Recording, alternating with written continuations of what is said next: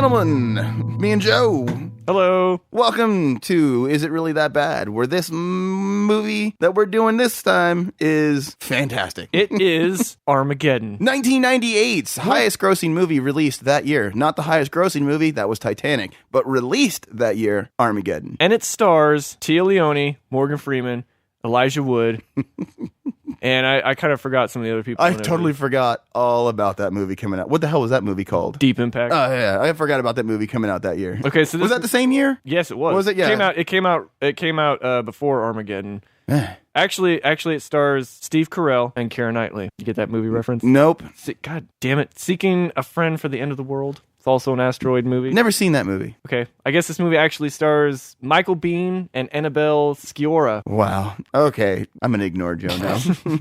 That movie was called Asteroid. Why don't you just tell us who was really in the movie then, Joe? Bruce Willis, Ben Affleck, Steve Buscemi, Michael Clark Duncan, Billy Bob Thornton, Liv Tyler, Owen Wilson. Before anybody knew who he was. Jason really. Isaacs, Keith David. Yeah, it's got a pretty big cast. It does. It's a really good cast. Yeah, surprisingly. I want to address this real quick. If you have not seen the movie, go see the movie. It's on Netflix. Get it, see it, watch it before you listen to this show. But I will point out that we both took notes, and they're in order of the show, but we're not going to explain the whole movie. We're going to skip around. It's going to happen. I would like to think that everyone has already seen this. So right off the bat, this movie starts off with an explanation of what, like, when the dinosaurs were destroyed and an asteroid coming down and hitting the Earth. And I immediately noticed something wrong with the Earth at the beginning of this movie. And I never noticed this before. I've only seen this movie 2 other times, maybe 3, I don't know. When the asteroid hits the Earth, it hits kind of in the Gulf of Mexico, which I would like to point out would not have existed when dinosaurs were around, because it had like North America and everything in South America in its current form. Those places didn't exist at that point. Yeah, that's right. What was it, Pangea? Yeah. But in this movie, they existed. And I just thought that's a really stupid thing. Like, it's really minor, and most people probably don't notice, but to me, it's a really stupid thing to mess up. It's also, the opening narration was by Charlton Heston. It really reminded me, like, after watching that, even though Transformers came out afterwards, it kind of reminded me of how he opened up the Transformers movies with the Optimus Prime narration. Pretty much the same thing here. Yeah. And then, I don't even remember what the hell happens after that, but I know we end up, like, in space, showing this guy working on... Did I skip some stuff, or is that because he's working on a satellite or whatever? Mm-hmm. Yeah. Then a whole bunch of meteors and stuff come flying through and kill him, and in a pretty violent way. Yeah, very violent. And then they come down and start hitting New York and hitting the United States. At this point, they show like our military and NASA and everybody like trying to find out if this is an attack.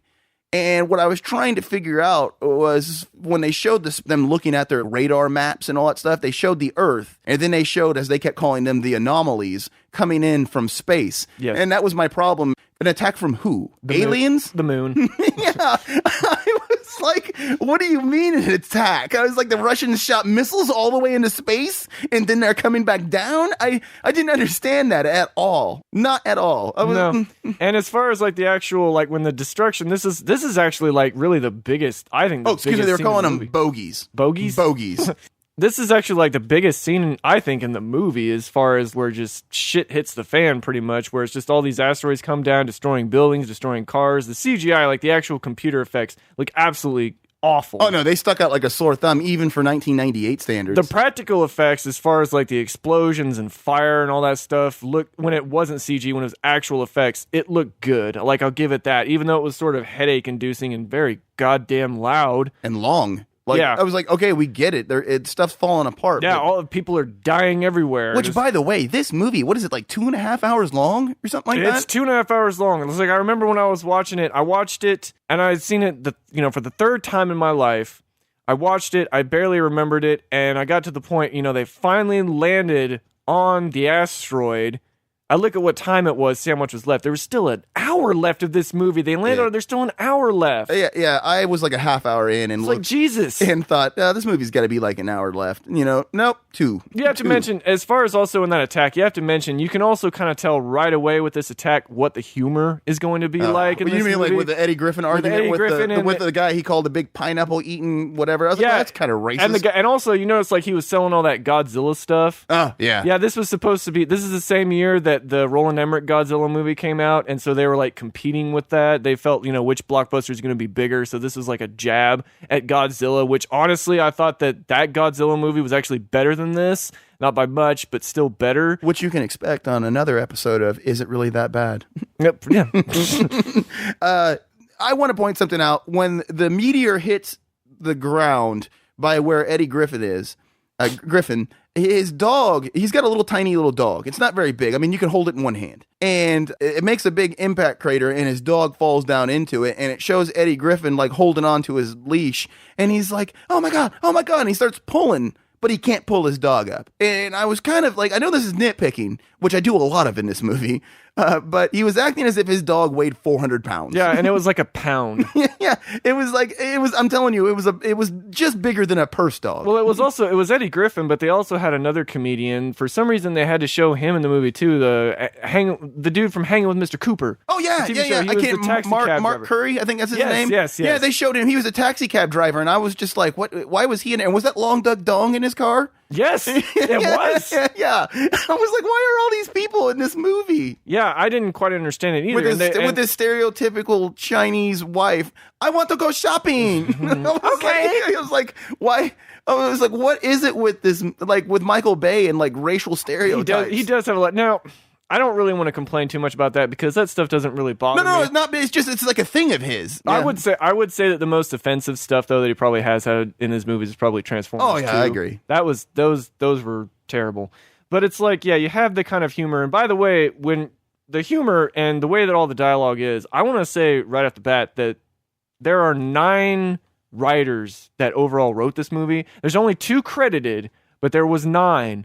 For this simple movie, a simple concept, you have 9 writers. The 2 writers that are credited, J.J. Abrams, of all people, and Jonathan Hensley. And he wrote Die Hard 3. He wrote Die Hard with a Vengeance. He also did the Thomas Jane Punisher movie, I believe. Which should be on another Is It That Bad? Because people hate on that movie and they shouldn't. I actually like that movie. No, so do I. And J.J. Abrams, maybe it's just the fact that it's Michael Bay doing this movie automatically makes it suck. I don't know, but I'm kind of ashamed. I think J.J. Abrams, I'd like to think that he hates this movie. I hope he does. I really hope he does. So then, from this, NASA's like, what are we going to do? All this crap. And then it does a hard cut to some ZZ Top Sunnin' music to Bruce Willis hitting golf balls at a bunch of protesters out on his oil rig. This is where we end up meeting the whole... That was kind of funny. And this is where we meet... I didn't have a problem with that. I just thought it was more of it's like the music. Like they're trying to establish like Bruce Willis is this salt of the earth guy here. The music, we'll definitely get to the music. The music I thought was overall annoying. And this is where, he ends up, like I said, it introduces everybody, and we move forward to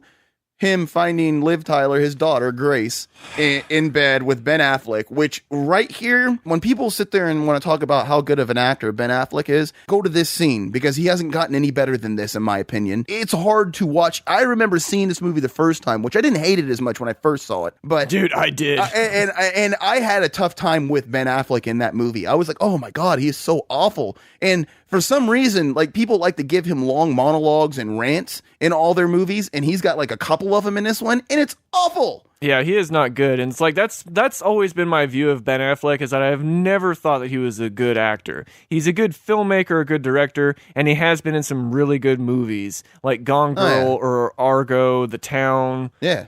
That dude's an amazing director. Yeah. But he cannot. I don't think he can act. I really don't. There's really no range there. And this movie, dude, this movie especially, he is incredibly awful. It's not just him though. Bruce Willis and Liv Tyler, the people on the poster, are all awful. No, dude, Bruce Willis is awful. I don't feel Bruce Willis is that bad, but I don't feel like he's anything special. He's terrible. What is up with his accent? That did bother me. That bothered the hell out of me. I just felt like he was just making a joke out of it, because it also disappeared at certain points when he had it and then he didn't have it. Liv Tyler was also very bland, weak, and just crap. And so, everybody knows, like, there's the scene where he goes, to try to kill Ben Affleck with, like, I want to talk about that, because Michael Bay, he had Bad Boys and The Rock before Armageddon. I love Bad Boys, the first one. As do I. The Rock, I think it's overrated. And even at that time, I thought it was okay. Not bad, but not good. Armageddon was really the kind of the turning point. for me with Michael Bay. I hated Michael Bay for a long time after Armageddon. I like him now. Even after Transformers 5, I still like him because of movies like Pain and Gain and the first Transformers. But here, when we're talking about this whole bit where Bruce Willis finds Ben Affleck sleeping with his daughter, Liv Tyler, and Bruce Willis decides to go grab a shotgun and essentially try to, I'm going to say, scare Ben Affleck, not necessarily kill him, but shooting him on an oil rig. For one thing, I know this is nitpicking, but I don't think shotguns are allowed on an oil rig. Oh, well, it's his oil rig, so I'm pretty sure. I know that, but oil is flammable, is it not? I believe so. So if one little speck of the shotgun goes anywhere near some oil, wouldn't that essentially I wondered kaboom? That. I know I'm not a shotgunologist, so I don't know. That was a turning point in the movie too for me. When that scene happened, I was not on board with this movie. I hated it right away because of that whole bit. Then they turn it into an action scene, and then an oil. Stupid. And then they have an oil. They drill through. They hit oil. Yeah, that's another action scene. And that whole sequence is overblown and ridiculous. But slow motion oil damage. Here's my problem I have with that scene. When the oil's going all over Bruce Willis, he's drenched in it. And then the military shows up and then some Asian clients show up. And when he goes over there to talk to him, he is pretty much cleaned off for the most part. And he's using a paper towel to do it. Do you remember in Last Action Hero?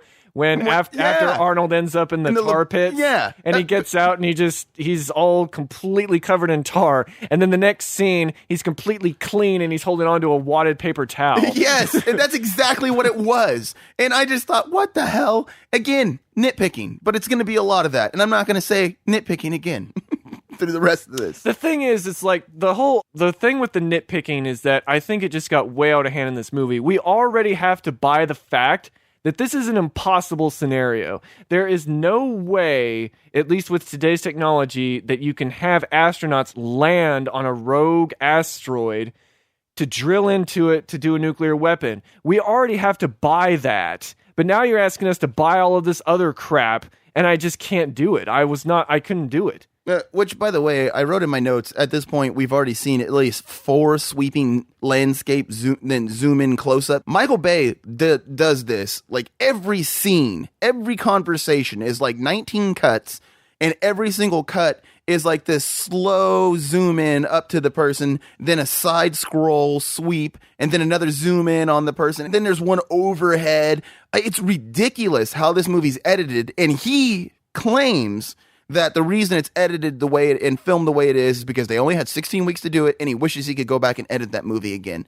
And I was like, what are you going to edit? More cuts? I don't get it. I just think he has ADD. Oh, that's exactly what it seems like. I actually wrote in my notes when the president's giving his speech, it's supposed to be like some Independence Day motivational speech, and I was too busy wanting to throw up from being dizzy from all the ridiculous pans and sweeps and shots. The president, I think, probably only has like 2 scenes. Yeah. It's not really that important. No, but it was still just the whole scene was supposed to be like this. This is the time that we come together as people. But instead, I was having motion sickness from watching this movie. By the way, I kind of want to point to the fact that we find out very early in the movie, I think even before we get to the oil drillers, that the asteroid hits in 18 days.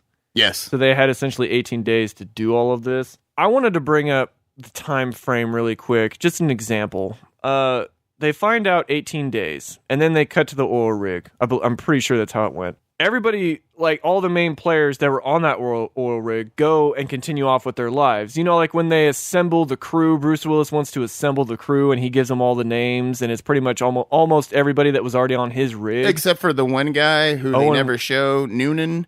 They only show like twice in the movie, and they never show them going to get him, but they show every other character. Yeah, there's one. That was kind of weird. Like they have a random crew member that's there, has a couple lines, and they never do anything with him. He just dies. I didn't understand what the hell that character's purpose was.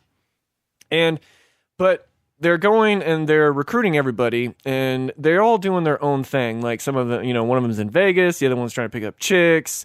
And, they send the military all to go get after them. Owen Wilson is like on his ranch or whatever, trying to evade them. Michael Clark Duncan's on his motorcycle trying to evade them. They're going through all this aspect of it. I want to get to the most important one, which was watching this movie, I totally just never not know why I never put 2 and 2 together. But Ben Affleck was fired from Bruce Willis, from the oil rig. Mm-hmm. When we see Ben Affleck again, he has his own oil field. How do you get your own business, your own oil field in a day? In a day, they have had it only been a day? I mean, that's the problem. You don't know how long it had been, but it has to be within the time frame. How long do you think it would take to get an oil field, to own an oil field, to run your own business? Joe, think about this. They didn't even. I mean, by the time they go up into space, they've only got like a day. I know they had to wait for it to cross by the moon, but we go through 17 days in this movie. Like, and there's no sense or logic. I feel like the 18 days should have been expanded to a year. And it probably would have made more sense. Yeah, but you know what? That would have lended to the whole problem I have with the plot of this movie anyway. He goes, okay, before we, like, you know what? There's other things I need to explain before we get to my beef with that. But, like, no, the hell with it. He gets his crew, and then they go in, and he makes a big deal about how all these NASA guys, you know, geniuses, are too stupid to put together his drill that he made, because clearly he's way better than them. Yeah, Bruce Willis. They can't handle a transmission. Yeah, Bruce Willis says drilling is not a science, it's art. Yeah. And I'm like, whatever. Which I noticed, like, when they show Bruce Willis before he even gets his team, actually, that's before the team is there. Yeah. And when he's there, all the guys who are supposed to go into space, all the astronauts, are all standing, like, in this weird formation, like they're a rap group from the 80s. And they're all, like, watching him like they're getting ready to, like, to beat his ass. And I didn't understand what that was, but this is where the whole plot of this movie, like, pisses me off. Because we're supposed to believe that he's so good at drilling, and drilling's a, you know, what do you say, an art? Mm-hmm. That we can train them in less than 17 days to be astronauts versus training astronauts to be drillers. Yeah, you bring that up. Ben Affleck even brought that up on the DVD commentary, and apparently Michael Bay told him to shut up. Yep. He did. Yeah. Ben Affleck is smarter than... See, that's why Ben Affleck is a good filmmaker. yeah, because he's like, this is dumb. This doesn't work, which is what I wish you would realize about his acting. This doesn't work. So anyways, moving forward. I do want to say one positive thing that I always felt was good was the whole bit where they decide that they're going to do it and they have a list of demands. Mm-hmm. I thought that was funny. No, I did too. Which brings me up to Keith David. Keith David's in this movie, and what an asshole throughout the whole movie. Throughout the whole movie, there's no redemption or anything for his character. Like, he just, even clear up to the end of the movie, he's being an asshole. Mm-hmm. Like, there's just, it never changes. And I thought, why didn't they make him be like, hey, I'm sorry, you were right? Why didn't he tell Billy Bob Thornton that he was right? You know? Why didn't he say, hey, look, I'm sorry you got messed up legs. You were right. It's just, I don't know. How many people you think caught that when he was talking to Bruce Willis, that he had the braces on his legs? When I saw that, I was like, you know what? I never noticed that before. And that was written specifically, like, into the movie after Billy Bob Thornton gave Michael Bay his whole, like, he came up with his whole backstory for the character, mm-hmm. and told Michael Bay that I think this is why he shouldn't be one of the people going into space. And so they that whole scene was made specifically because of Billy Bob Thornton's backstory he created for that character. Well, Billy Bob Thornton is like, I mean, he's an amazing actor, and he is, like, in my opinion, he's the best thing in this movie. He actually makes it believable. Like, all of his dialogue and all of his explanations, he makes it very believable. It's like, that was a really good casting choice to have him in the movie. Now, he is good. Now, there's a scene where Owen Wilson is, like, in, like, the control room, and he's, like, talking into the microphones and stuff. Yeah. And Bruce Willis walks in and asks, where's my daughter? Or where's AJ? And he tells him where AJ is, and that's when you realize that AJ's with Grace, and he asks her to marry her, which I might point out, that's, like, the most flimsy ring I've ever seen in my life. It was so thin that it looked like it was paper. It just bugged me. But anyways, that's not the whole point. Bruce Willis comes over and sees him up there. Aerosmith in the background. Yep. And he sees Ben Affleck making, like, kissing her neck and her shoulders and stuff.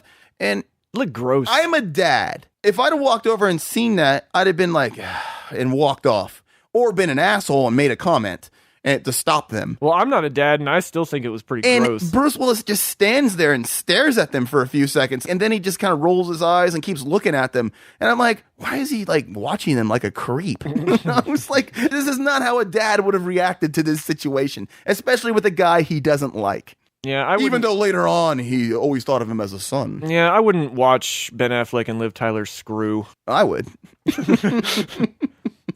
It's just the Liv Tyler Ben Affleck romance is absolutely awful. It's just, it's terrible. And of course, Aerosmith is always in the background. I do have something else that I didn't understand too. Like when all of his men, like, because I think it's the next scene, like where they're all out there and he's explaining they're like on the field, like on the, I don't know if it's a landing strip or what it is, but it's got, I think it's the armadillo that's sitting there, and he's all talking to him. All right, this is what we got to do, blah blah blah blah blah, and there's just a tube with a flame coming. It cussed. There's a tube with a flame coming out of it for no reason at all, and I just thought, why is that there? I just thought it was absolutely pointless to have like stuff in that movie like that. And there's tons of things in this movie that do that. Well, not only that, something else I didn't like also was the fact that the reason why Bruce Willis doesn't want Liv Tyler with Ben Affleck is because, you know, he's an oil driller. He basically sees himself in Ben Affleck, in my opinion. But that's how deep the script is. The thing is, though, is that she essentially is the same. She essentially has the same occupation that Bruce Willis has. She's also,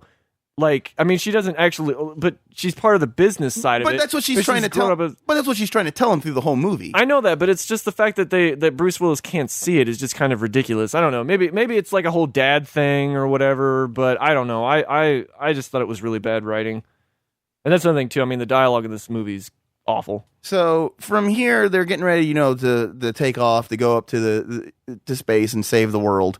And we have what in my notes. I don't know if you got anything else, Joe, but I jumped to the animal cracker scene. That's when the crew gets a day off, which I don't quite understand. I mean, the world's about to end. I don't think there should have been any kind of days off whatsoever. No. Which I thought was just complete. And it's just a way to bring in more stupid humor. And one of the characters going to see his kid. And this kid doesn't know that, you know, that's his daddy, and that's just a salesman. The mother doesn't want to, you know, tell the kid who his real daddy is, that kind of stuff. Which later on in the movie, I'm just going to talk about that part right now. Later on, when they're getting ready to launch off into space, the kid says, "Look, Mom, the salesman's on TV." And I wrote in my notes, cheesiest line I've ever heard, right next to the note, and it's when she says, "That's not a salesman, that's your daddy." And I was just like, oh my God. But I was wrong. I was absolutely wrong, because the animal cracker scene was right after that. Yeah, the world is about to end and we make time for animal crackers. And Liv Tyler says, "Do you think anyone else on Earth?"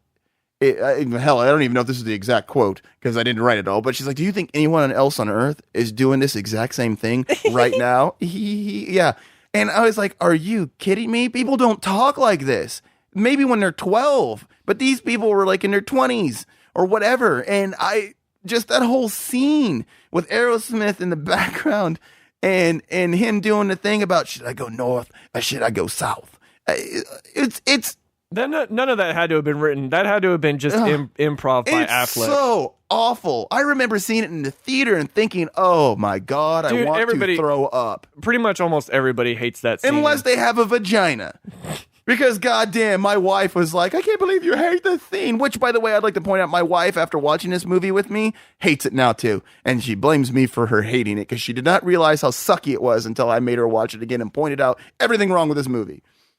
Oh, that scene is so awful. I think it is because of that particular scene that I really just don't like Ben Affleck as an actor. It's that one scene. It's like if I'm trying to, like, you know, with Affleck, it's like, oh man, he's doing good here, and then all of a sudden I remember the animal cracker scene. It's like, no, he's never good. So right after that is the scene where the meteor is coming to hit Asia, which it bugged the shit out of me because it gets really windy in Asia, right before, in this Asian place, whatever city they're in.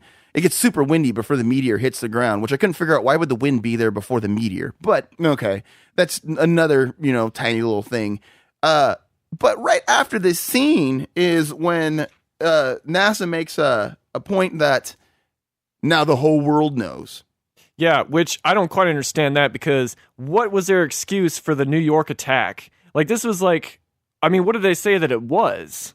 Did they? I mean, I don't think did they ever say in the movie what it was? Was it Mark Curry did a terrorist attack? Yeah, Mark Curry said it before he ran off out of his taxi cab. He goes, "Saddam Hussein is attacking us," because we were supposed to laugh at that, I guess. And then he ran back to. That's not funny now, especially when you see the very damaged World Trade Center in the movie. Oh, get your sensitivity out of here, crotch. Anyways. No, but yeah, I just don't understand. It's like, I mean, okay, fine, terrorists did it.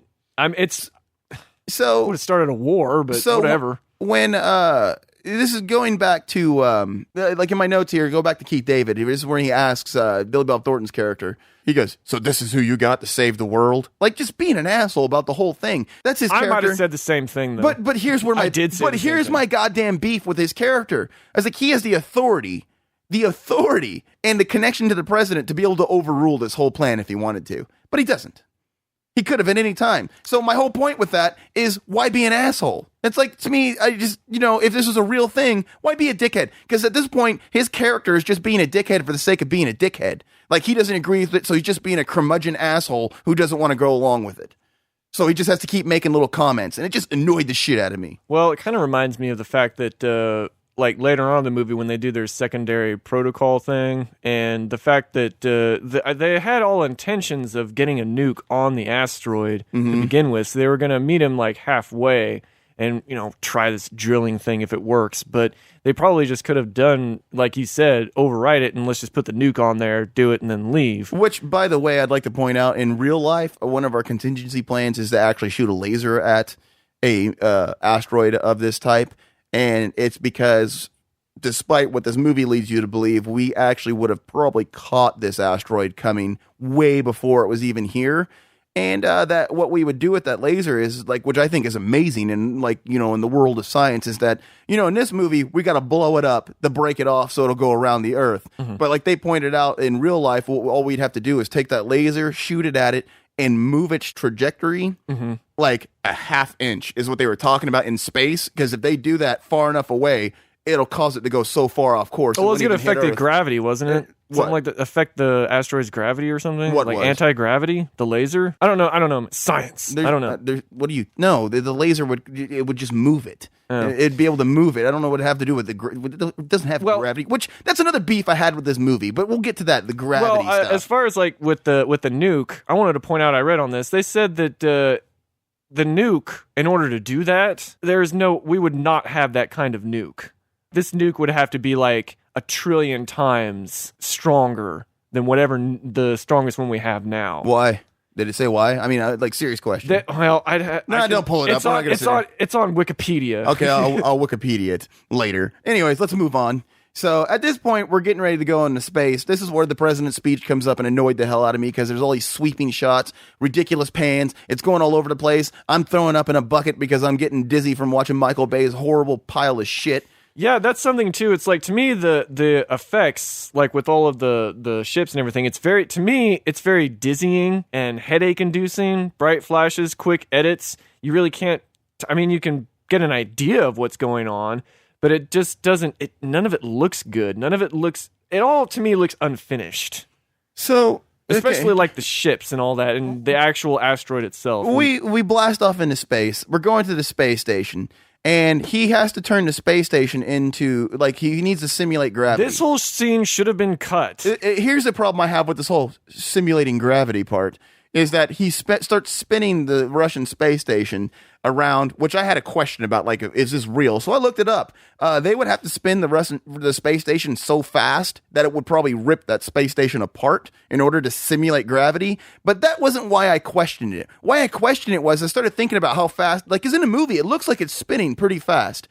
But they just fly their ships up to it and dock to it like it's no big deal. But if this thing was actually spinning that fast, they would have to, like, line up perfectly. And it would, like, in the movie, it just slowly docks and connects. No big deal. Yeah. But these guys would have had to have, like, lined up perfectly at, like, breakneck speeds just to get on there and dock with it. It would have been like one of the most dangerous parts of this whole mission. And in this movie, it was nothing. It was like taking a shit. Yeah, and I have to say that this whole scene, like I said, should have been cut. It's a pointless action scene that had no effect whatsoever on it. But you had to introduce the Russian cosmonaut. And here's the thing.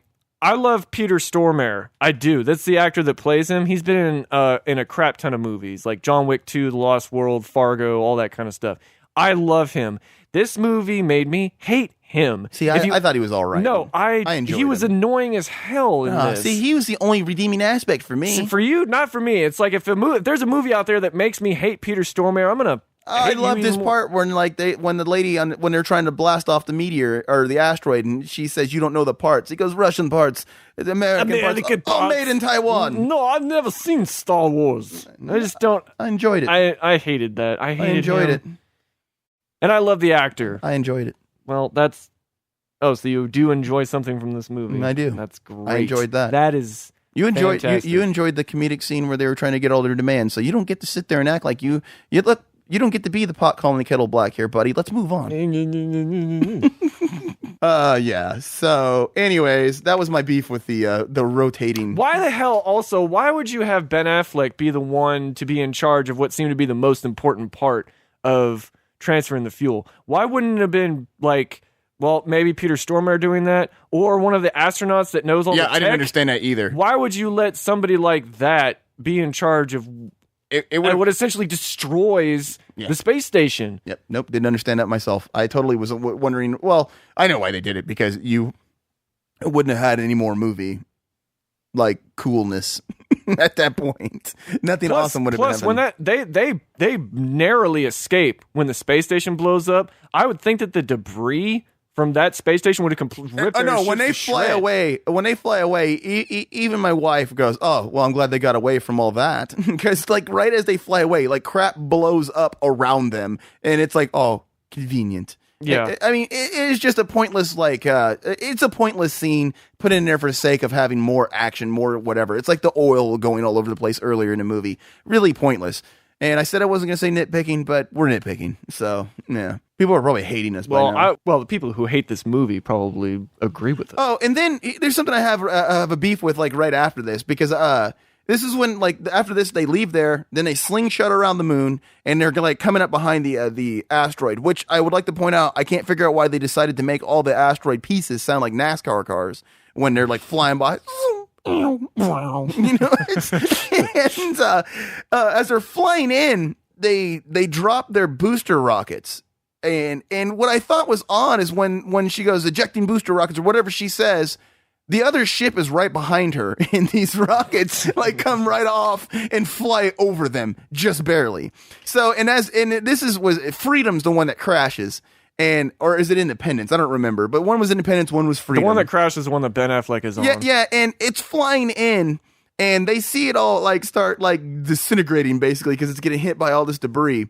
And what I don't get is like I can't remember who it is on the other ship that Bruce Willis is on goes, "Are they still there? What happened?" Yes. He's yelling, and then a body from the other ship. By the way, they're flying at 17,000 miles per hour. Just flies across space and slams into the front of the ship. And didn't he actually doesn't obliterate into pieces? Well, doesn't he also say, "Is that the Independence?" What other ship is out there, dude? Yeah, he does. And it like this body flies across and hits the window. And I was thinking, okay, one, why didn't it go through the window? And two, why didn't he obliterate into millions of pieces?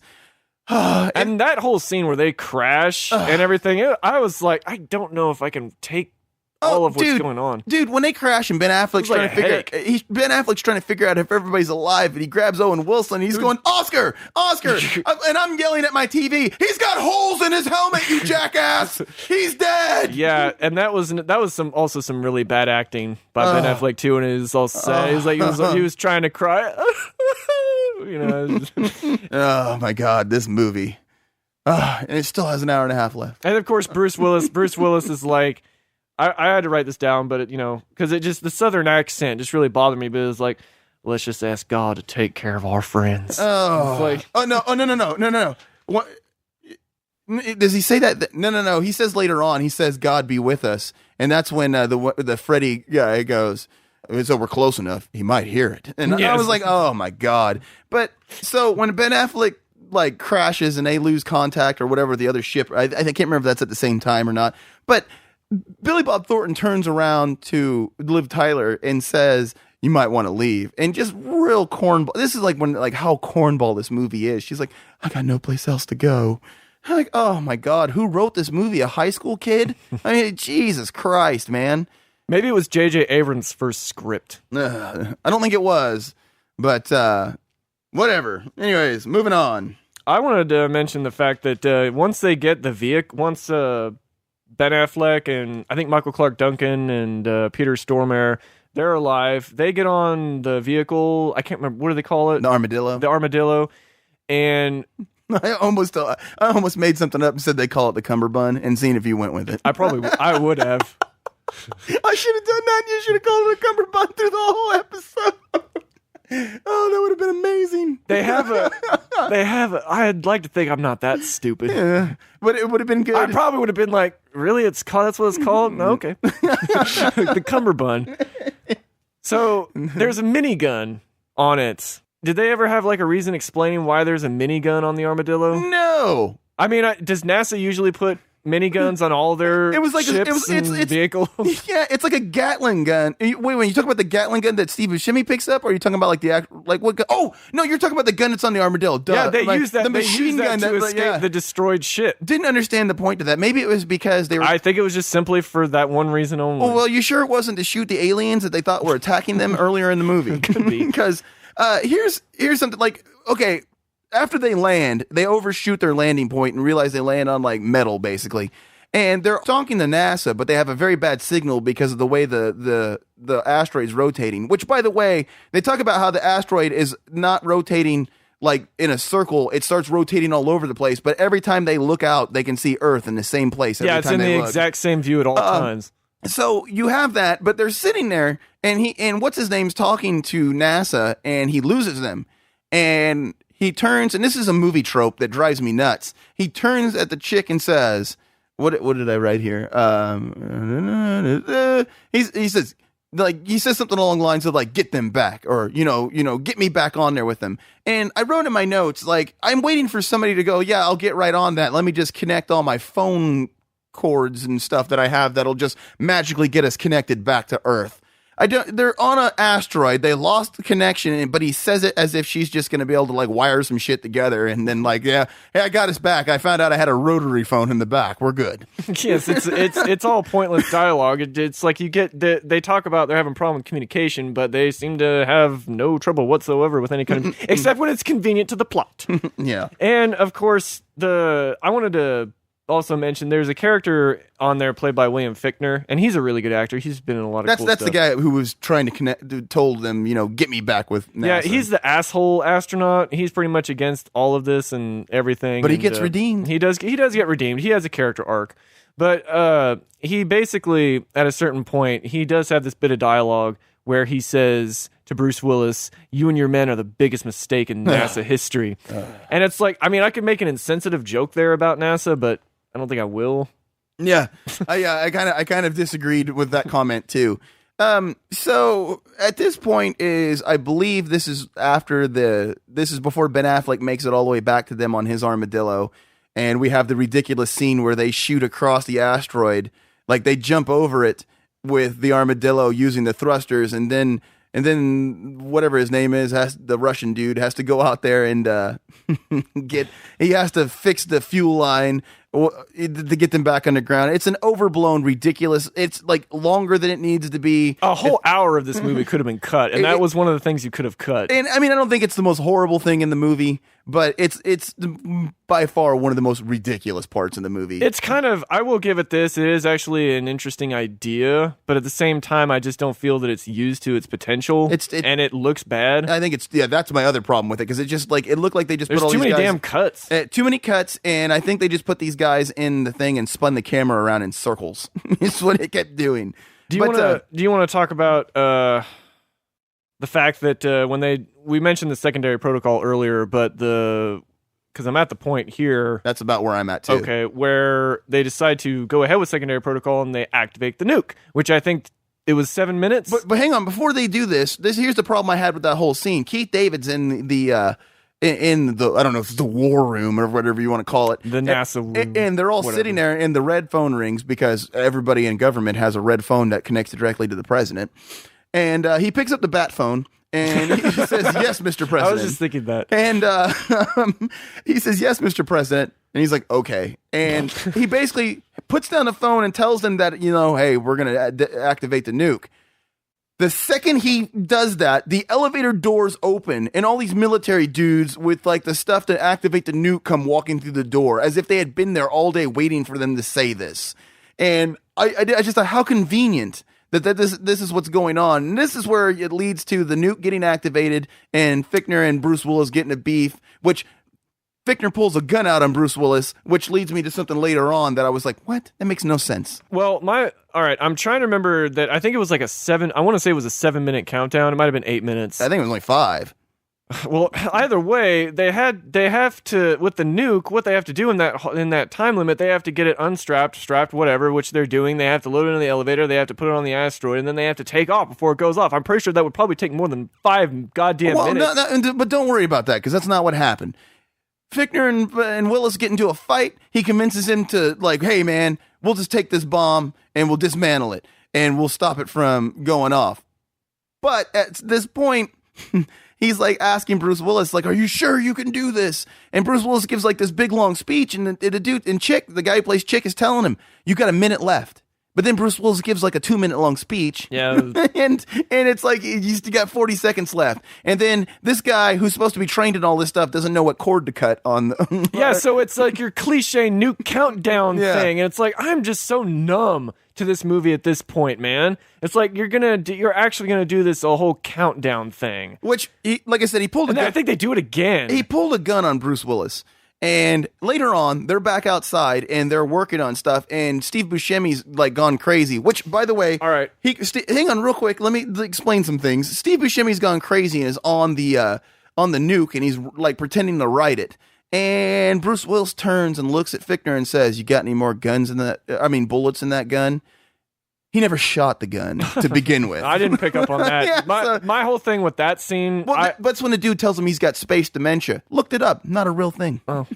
No, but that's something else too. It's like that whole scene, actually, I gotta admit, when I was watching it last night, I actually did kind of laugh at that when he was riding the nuclear bomb. And then William Fichtner, I wrote this down, he looks at him and he says, "Get off the nuclear weapon." And I laughed at that. I thought that was actually a good little bit of humor there. But when you like talk about Steve Buscemi, like when they're doing all the drilling and stuff, you were bringing it up. No, my note right here says, why is Rockhound even there? Because he's not doing anything.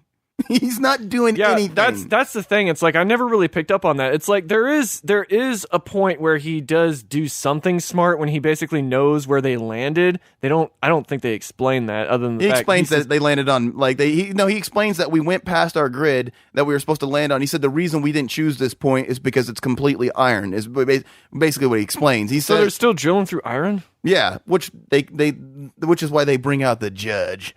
Now, when they go through 10 feet and it chews up the drill, and he says, "Get the judge." God. Well, Judy. Steve, but aside from that, Steve, what does he do? Nothing. He just stands He's just there. And then he picks up that remote-controlled Gatling gun thing and starts shooting it everywhere. And it was like, why do they have that there? In case the aliens attack them? That's something else, too. It's or the asteroid comes after them? Exactly. What is that going to do, aside from trying to do an attempt at humor, even though Steve Buscemi could have killed everybody? It's like, I know he's going crazy... Space dementia. I just think this not real. This movie's giving me space dementia. Not a real thing. And that's when Will Smith. That's when Ben Affleck shows up. And that's when Ben Affleck shows back up because they blew the drill. They blew up their drill in another really corny bit where it's like the guy, for some reason, he can't get out of the vehicle. He just stays in there. Yeah, I didn't understand that either. When he's telling him, get out of there, you dumb shit. Nope, just stays there and dies. Yeah, didn't understand that. Yeah, didn't get it. So, yeah, and then, of course, Ben Affleck shows up in the nick of time, which that's something else, too, is that this movie is filled with coincidences. Oh, it's a trope fest, man. 100%. He gets there, they start drilling, and there's a point where in the movie they said that on this Paris gets destroyed too. Yeah, at that point they also say that you're going to see that it doesn't just get destroyed; it gets obliterated. It's it doesn't exist no more. It was a terrible effect as well. They talked about like there will be eruptions on this asteroid, which I didn't understand, and I'm not an asteroidologist, so I don't know. And when they're there, an eruption happens, but I was a little bothered by this eruption. Fireballs shot into the air, and I was thinking, they're in space. Fire can't exist. Oh. Oh, what? They're in space, and a fireball shoots off of the asteroid. Where did it get the oxygen to create the fire? Yeah, but that's... But what?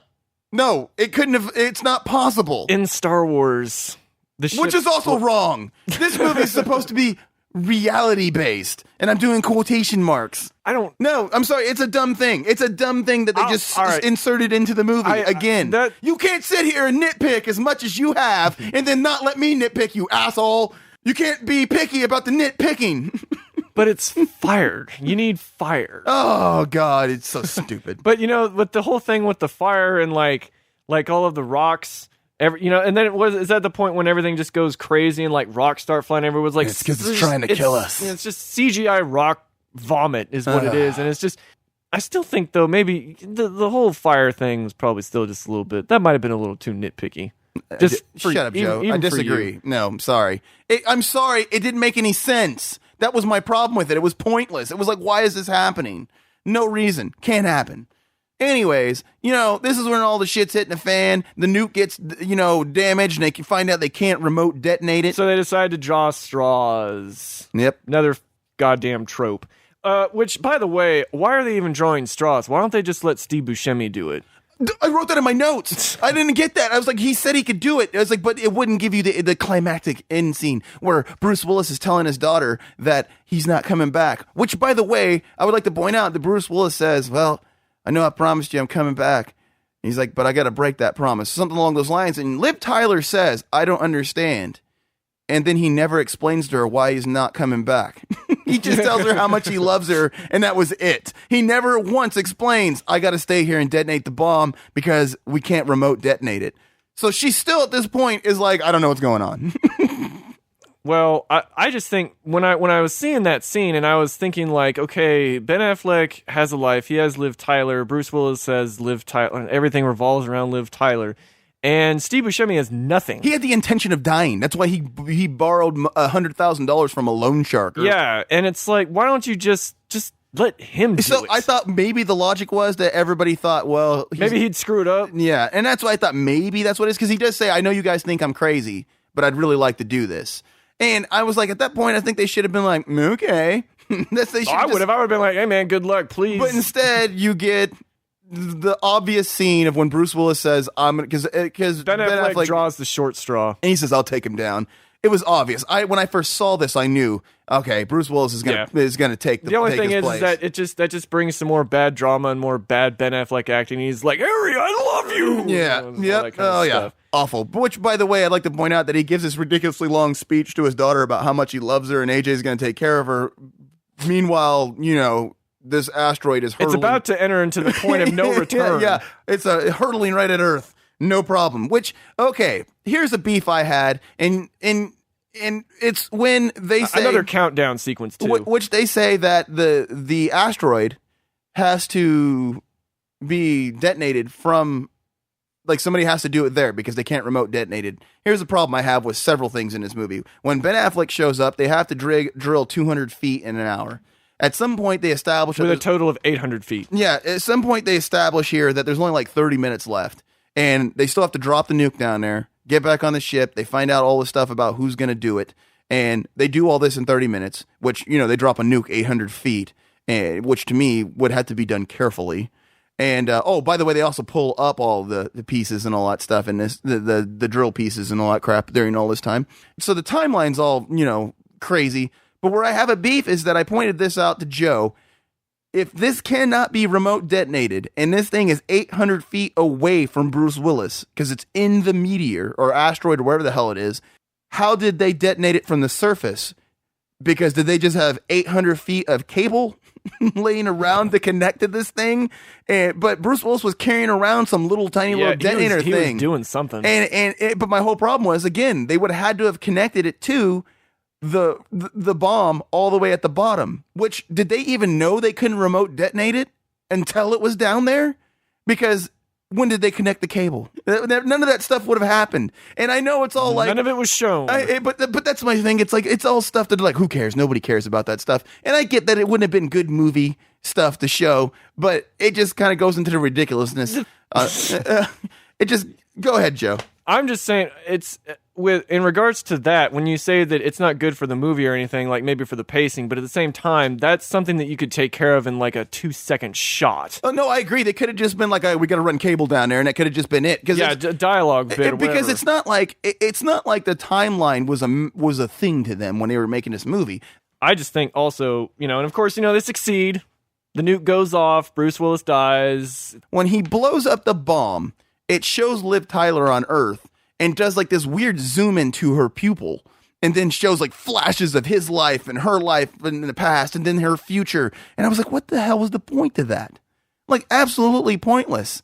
Like, I didn't understand. I was like, is this supposed to be like to make it more dramatic? Like, oh my God, her dad died. Yeah. Because it wasn't already over the top cheesy. I think you pretty much just define what the movie is, that it is over the top cheesy, but not in a good way. But of course then, like I said, they succeed, they land. Of course, there has to be the slow motion running scene where Ben Affleck and Liv Tyler run together to embrace while she each runs other. past the weird guys in those weird metal looking silver suits that I couldn't figure out. Or like, I was like, are those guys wearing that because they're covered in radiation? Because those guys would be covered in radiation coming back from the asteroid. But then I thought, well, Liv Tyler don't care. She's like, radiate me up, baby. I don't care. Yeah, I mean, of course, they embrace and, it's essentially, they kiss. There's a nice little slow motion overhead shot of planes going over, which I think is obligatory in every single Michael Bay movie. And then Fichtner comes over and says, permission to shake the hand of the daughter of the bravest man I know. And that was his end of his character arc. And I was like, and my whole thing with that line, I was like, permission to shake the hand of the daughter of the bravest man I know. Who would say that? Who would say that crap? That is shit that people write on a piece of paper in a script of a terrible movie. Because it was supposed to make up for when he said earlier that they were the biggest mistakes in NASA. But why couldn't he just came over there and looked at her and said, your father was a great man. Your father was the bravest man I know, and then walked off. But the way he says it, I'm just like, that's just terrible writing. Terrible everything. And of course, like, more Aerosmith has to come in. Oh, and they show the wedding of them getting married, and then they got giant pictures, like poster-sized pictures of all the dead dudes. Was that a wedding/funeral I don't going know. on at the same time? Show all these. They got all these pictures of these guys, which conveniently they had pictures good enough and big to blow up the giant posters, even of the crew member who no one knows who the hell he is. His name's Noonan. He's in it. He's in it for like 2 scenes. Yeah, he's got lines. He's got lines. He had a demand too. Yeah. I don't get it. I didn't. And then like I said, Aerosmith, and there's a montage of them all being happy at the like photos in the credits and all that stuff. It's so cheese. It's just a cheese fest. It's corny. It's so goddamn corny. It's got more cheese than Wisconsin. I wanted to kind of point out a couple of the end, dog shit. What it is, dog shit. I think I even smelled some dog shit when it was over. Go ahead, Joe. Anything we might have glossed over, Joe? Well, I kind of wanted to. We can go backwards. We got time. Well, buddy. I kind of want to bring up just the movie that came out before, Deep Impact. It's said that movie was more scientifically accurate than Armageddon, which, duh. But what did you think of that movie? I didn't think it was really all that good, but it wasn't as bad as this. It was kind of I'm not even sure I saw it. It was like a Lifetime movie. I don't remember seeing it. It was very overdramatic, a lot of melodrama. I think we watched it in school, and I went to sleep during that class. It's a very slow movie. It has a good cast, just like Armageddon does. Overall, it's the better movie, but it's still not that great. It's okay, I guess. And also, like, the same thing with Deep Impact. Like, the guy who wrote Deep Impact, he claims that at the time when he was writing it or they were getting together, he was talking to a Disney executive, which Disney produced this movie. And Disney essentially stole his idea to make Armageddon, like a completely blanking on the word. A movie to compete with Deep Impact, in other words. Because that was like the thing, like, Dante's Peak and Volcano came out the same year. Also, should probably say that the movie grossed worldwide total of 580? No? I have 553 million. Is it 53? I could 553 million, which is pretty good for that kind of movie. I don't remember what the budget was. Was it even over 100 million? What? I don't know. I have no idea what the budget was. Also, for some reason, Criterion DVD, you know how very artsy-fartsy they are with their movie selections of what they have, and they overcharge for their movies? Mm-hmm. Well, did you know that they did do one on Armageddon? Criterion did a release of Armageddon. No, I had no clue. Yeah, basically I got a quote here where somebody wrote an essay for the little Armageddon booklet And this is like a quote basically stating that the film is a work of art by a cutting-edge artist who is a master of movement, light, color, and shape, and also of chaos, razzle-dazzle, and explosion, and that they see it as a celebration of working men. This film makes these ordinary men noble, lifting their efforts up into an epic event.